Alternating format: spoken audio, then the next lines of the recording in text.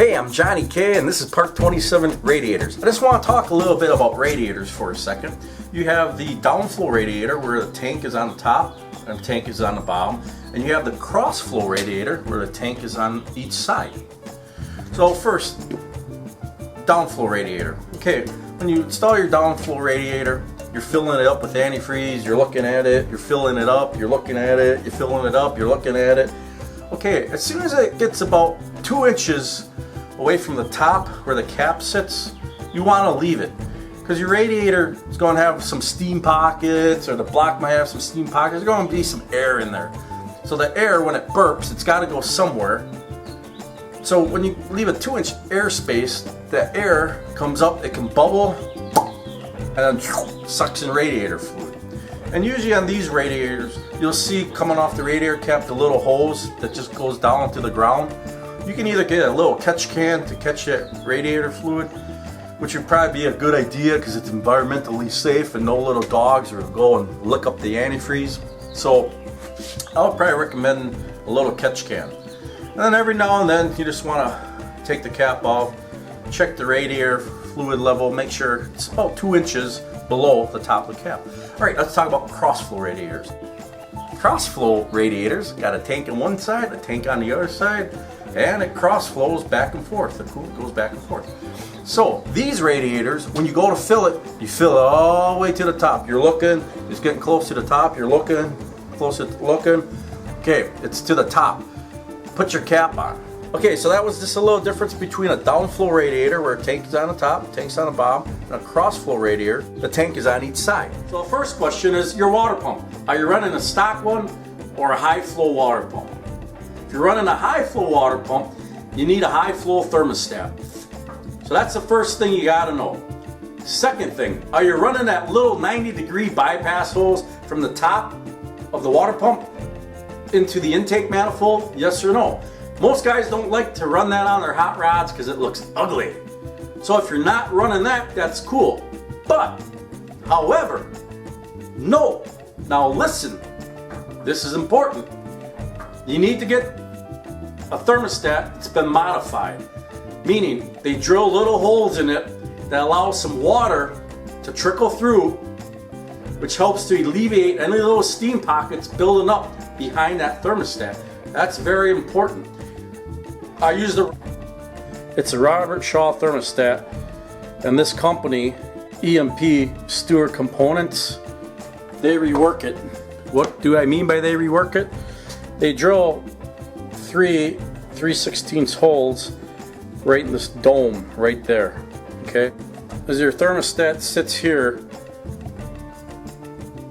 you might have steam pressure building up where it's not actually water hitting this. So what this does, by having those 3 holes drilled in there, for example, you have, this is where the water comes in, and normally the water cannot come out of there until it reaches the operating temperature. So if we take a little water, pour it in there, you notice it comes out those holes.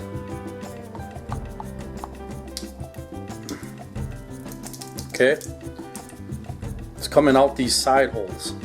What that helps to do, helps to eliminate any steam pockets building up behind your thermostat. Now, if your thermostat doesn't have these holes, another thing you can do, you can just take your thermostat, go and drill 1/8 inch hole there, 1/8 inch hole there.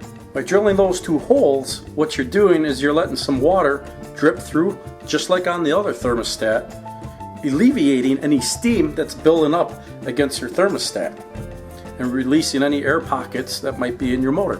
So that's just a simple trick. You got your thermostat, drill some holes. Some guys are drill 2 holes, some guys drill 3 holes, some guys drill 1 hole. On a regular thermostat like this, I'll just drill 2 holes. Start off there. One other thing on your thermostat I want to mention, that it actually tells you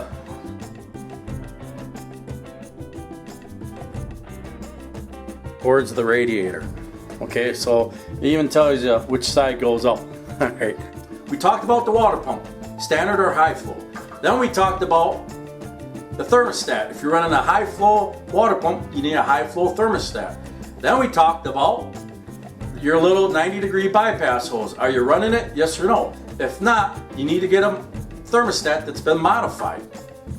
Okay, next we're going to talk about the radiator. I'm running a Be Cool radiator. It's a Crossflow design. When you run a Crossflow radiator, you gotta fill that sucker all the way up to the top. Then you need an overflow tank, and you gotta fill that up too. So you fill your radiator up to the top.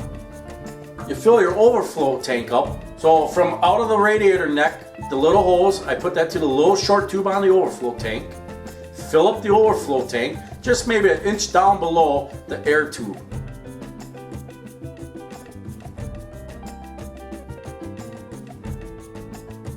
Then I leave the radiator cap off the radiator. I put the cap on the overflow tank. I turn on my electric fans. I start my car.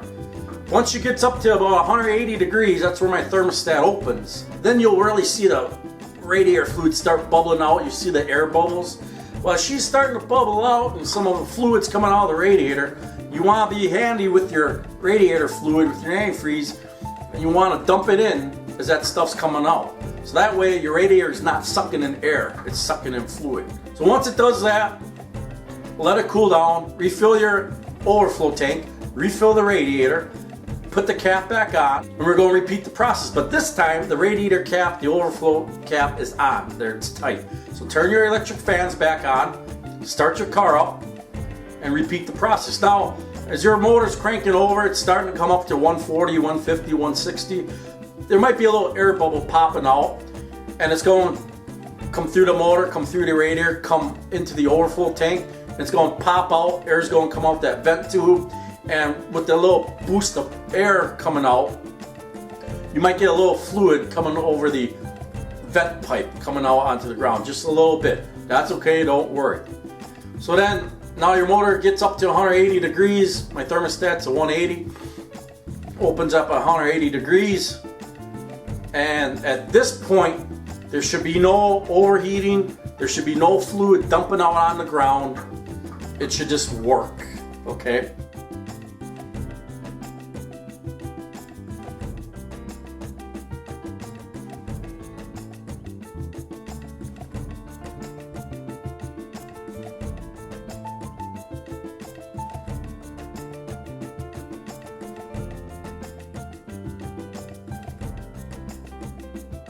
All right, a little good news for today.